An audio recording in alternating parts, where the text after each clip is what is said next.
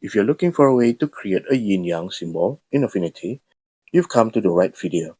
It's actually pretty quick and easy. Let me show you. We're basically going to build this symbol using a few circles. So first, grab the ellipse tool and draw a circle while holding Shift to keep it perfectly round. About this size works for me. Now select the Move tool and align the circle to the center. Remove the fill color,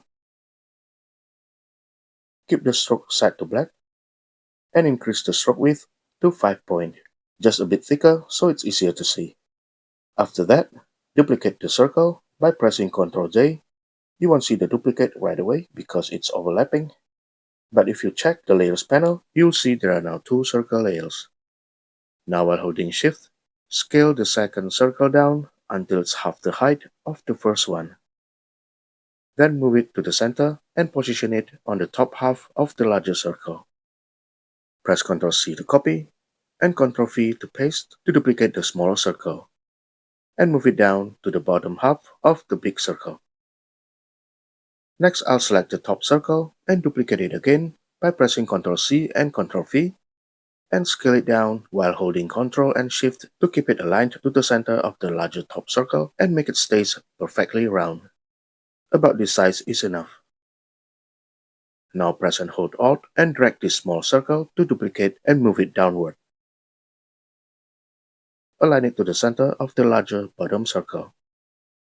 After that, select everything and grab the Shape Builder tool. Make sure the action is set to plus. Drag across these sections to combine them, then combine these sections as well. Now let's add some color. I'll switch to the Move tool.